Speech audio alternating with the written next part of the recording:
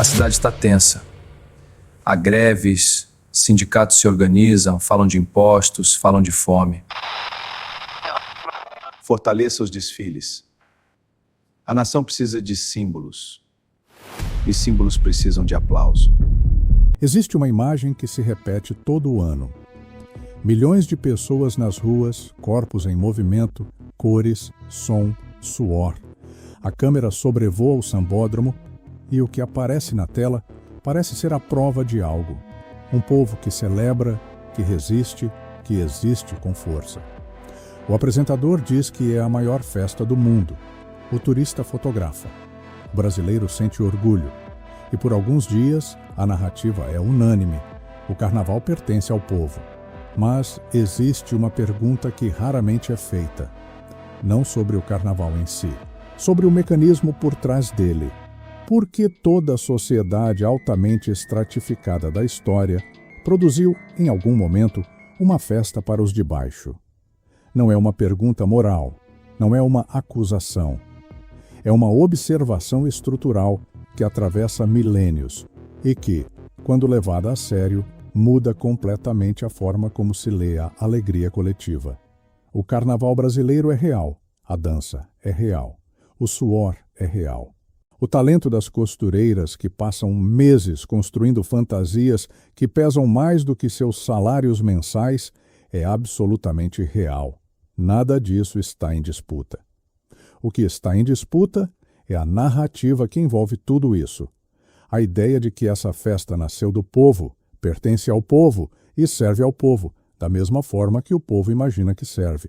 Porque há uma diferença entre uma festa que emerge de baixo para cima e uma festa que foi moldada, financiada, transmitida e administrada por estruturas que têm interesse preciso em sua continuidade.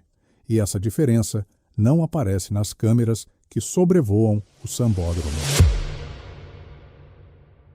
Para entender o que o carnaval faz, é preciso primeiro entender o que a festa sempre fez, não no Brasil, não na modernidade, mas como mecanismo histórico recorrente em civilizações separadas por séculos e continentes.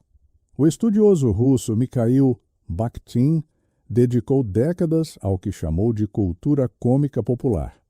Em sua análise da Idade Média e do Renascimento europeu, Bakhtin identificou que o carnaval medieval não era simplesmente uma festa. Era um sistema.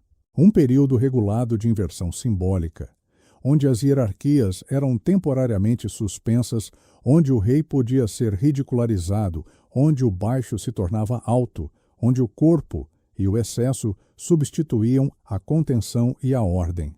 Bakhtin chamou esse fenômeno de carnavalização, e sua observação central, frequentemente mal lida, não era que o carnaval era subversivo, era que a inversão temporária tornava a ordem permanente suportável.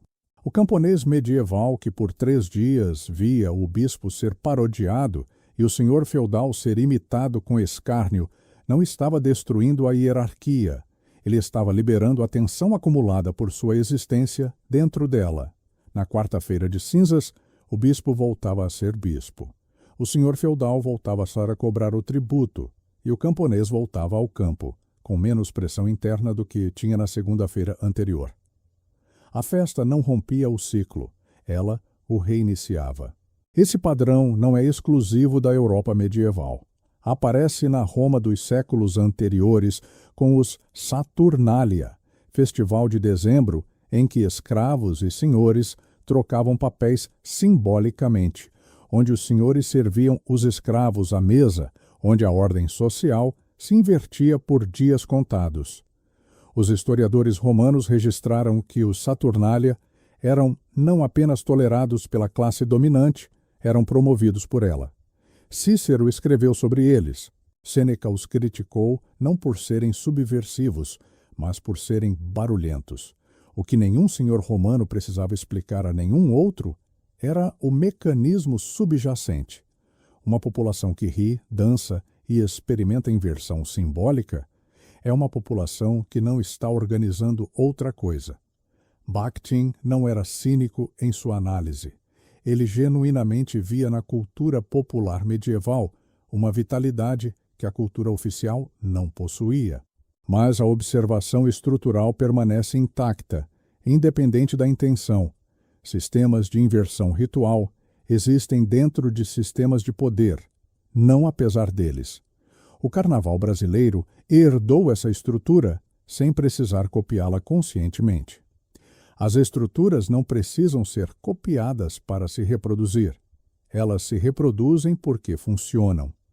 Imagine um escravo romano, no mês de dezembro, no ano 217, antes da Era Comum. Seu nome não importa. Os registros históricos raramente preservaram nomes de escravos. Ele trabalha na propriedade rural de um pater-famílias nos arredores de Cartago. Sua função é carregar pedras, todos os dias, durante anos. No dia em que os Saturnália começam, algo muda. O senhor desce até o salão onde os escravos comem e serve o jantar. Não metaforicamente, fisicamente coloca o prato na frente do escravo. Os outros escravos riem, há vinho, a carne que normalmente não chegaria a eles. Há um dia inteiro sem ordens. Por 3 dias, a hierarquia some, ou parece sumir. O escravo, naqueles dias, sente algo que não tem nome preciso em latim, mas que existe em todas as línguas. O alívio de não estar onde sempre esteve. A sensação de que a posição que ocupa não é natural, porque por 3 dias ela não existe. E então, os Saturnália terminam. O senhor volta a ser senhor, o escravo volta a carregar pedras. O sociólogo e economista italiano Vilfredo Pareto, escrevendo no início do século XX, desenvolveu o que chamou de teoria das derivações, narrativas, rituais e justificativas que as sociedades constroem para dar sentido a comportamentos que têm funções que não são declaradas. Pareto observou que as elites, em diferentes épocas e culturas, desenvolvem uma capacidade consistente de incorporar símbolos e rituais populares dentro de estruturas que preservam sua posição. Não necessariamente por conspiração, por seleção. As estruturas que conseguem absorver tensão social sobrevivem mais do que as que não conseguem. O escravo romano, que passou 3 dias no Saturnália, não voltou para o campo com a mesma quantidade de tensão acumulada que tinha antes. Isso é um fato fisiológico e psicológico. E uma população com menos tensão acumulada é uma população com menos urgência de mudança estrutural. Pareto diria que o ritual não precisava ser desenhado por ninguém com essa intenção específica para produzir esse resultado específico. Sistemas que produzem estabilidade tendem a ser mantidos por quem se beneficia da estabilidade, mesmo sem que esse benefício seja articulado de forma explícita. O escravo carregou as pedras no dia seguinte, e no ano seguinte esperou pelos Saturnália. O carnaval chegou ao Brasil com os colonizadores portugueses, uma festa europeia transplantada para um território que estava sendo construído sobre trabalho escravizado. Essa origem já contém uma contradição estrutural que raramente é examinada. A festa que simbolicamente invertia hierarquias foi introduzida numa sociedade cuja hierarquia era das mais rígidas já construídas no mundo moderno. Por séculos, o carnaval no Brasil foi uma celebração periférica descentralizada, frequentemente perseguida pelas autoridades, quando as populações negras o transformavam em espaço de cultura própria.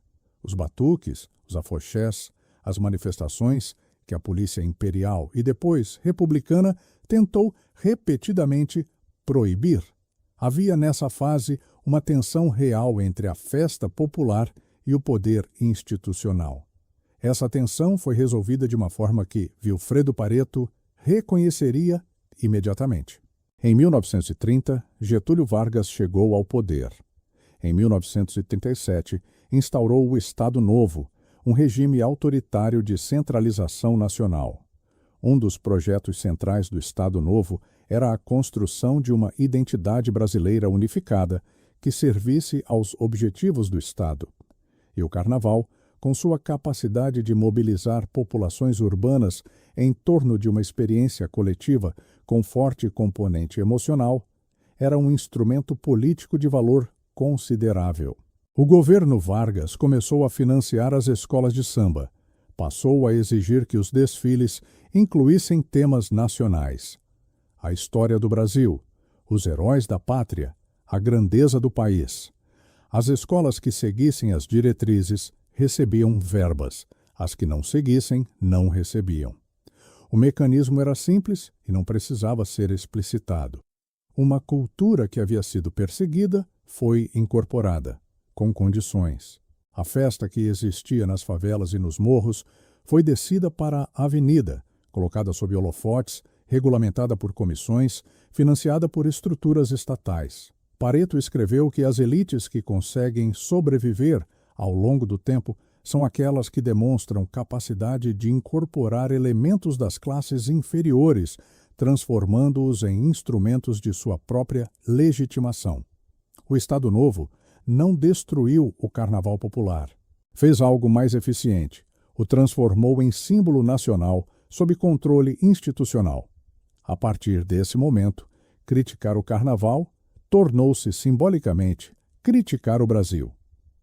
A festa e a identidade nacional foram soldadas, e essa solda não foi acidental. Existe uma imagem que o carnaval projeta de si mesmo, a da festa onde todos são iguais. O rico e o pobre, o famoso e o anônimo, todos sob a mesma fantasia, todos no mesmo ritmo. A fantasia social do carnaval é tão poderosa quanto a fantasia de pano e lantejoulas. Mas a estrutura interna de uma escola de samba conta uma história diferente. Uma grande escola de samba é uma organização hierárquica complexa. Há a diretoria, frequentemente composta por empresários, políticos e figuras com acesso a capital. Há os patrocinadores, cujos interesses determinam parcialmente os enredos escolhidos. Há os carnavalescos, que são os autores intelectuais do espetáculo, frequentemente oriundos de classes médias e altas, com formação em artes e design. Há as alas, organizadas por status interno, com posições mais ou menos visíveis, mais ou menos próximas dos holofotes. Há as passistas e os ritmistas, frequentemente negros e moradores de periferias, que são o corpo do espetáculo. E há o patrocinador institucional por excelência, o poder público municipal, que financia sambódromos e fornece infraestrutura. Dentro dessa estrutura, quem decide o enredo? Quem decide o que o povo vai cantar e vestir naquele ano? Quem decide qual história do Brasil vai ser contada através dos corpos das pessoas que fizeram fantasias que não puderam pagar?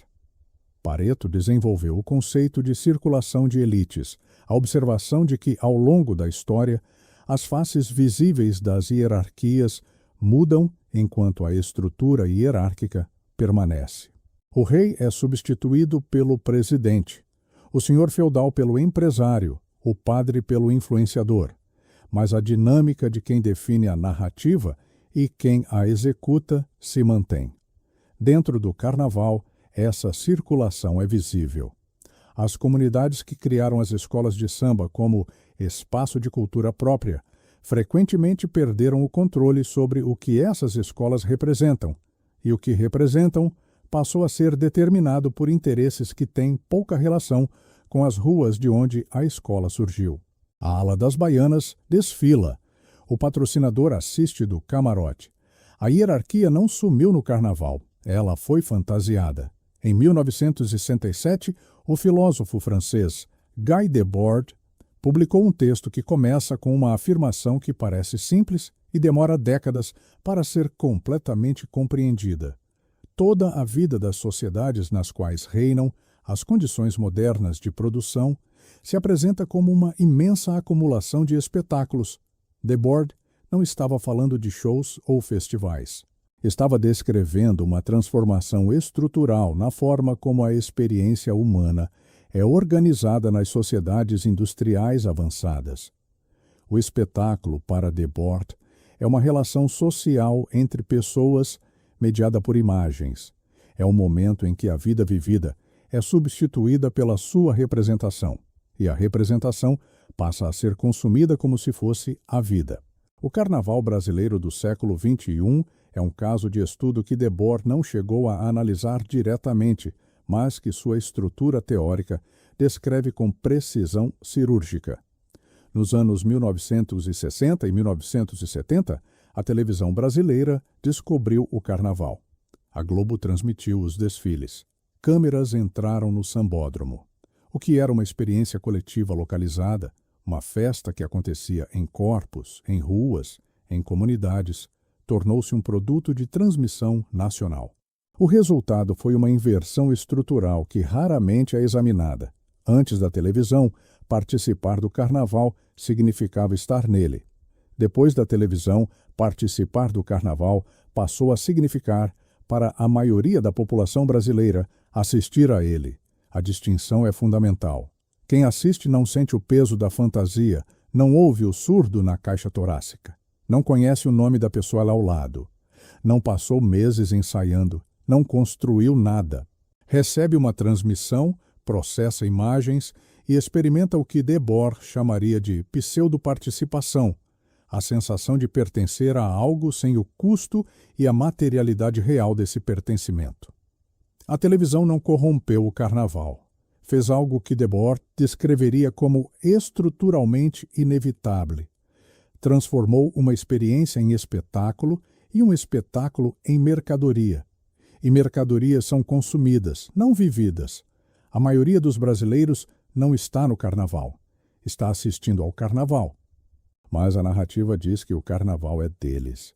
Imagine um homem de 43 anos. Trabalha como motorista de aplicativo em São Paulo, mora em Guarulhos.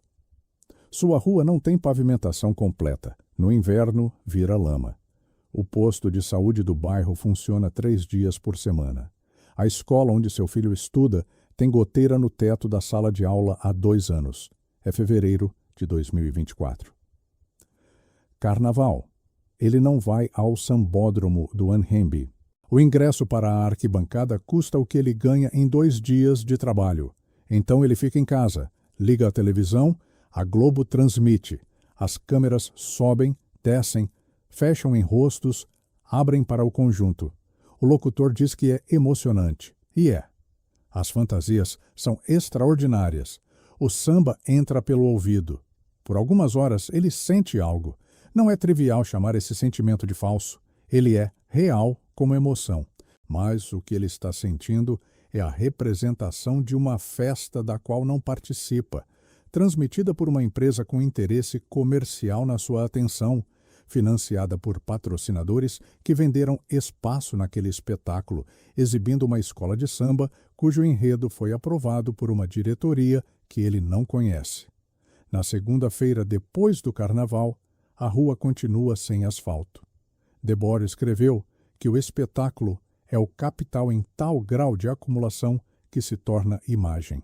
Não é apenas que o carnaval foi transformado em produto, é que o produto foi tão bem construído que o homem de Guarulhos sente, ao assisti-lo, uma satisfação que ocupa o espaço onde poderia existir outra coisa. Não raiva, não demanda, satisfação. A migalha foi calibrada com precisão. Seria tentador ler tudo isso como evidência de uma conspiração, um grupo de pessoas reunidas em alguma sala decidindo usar o carnaval para pacificar a população. Essa leitura é mais reconfortante do que a alternativa, porque conspirações têm responsáveis, e responsáveis podem ser confrontados. A alternativa estrutural é mais fria e mais difícil de digerir. Pareto passou sua obra argumentando que as sociedades não são dirigidas por conspirações, mas por incentivos, e que os incentivos produzem resultados que nenhum indivíduo precisou planejar.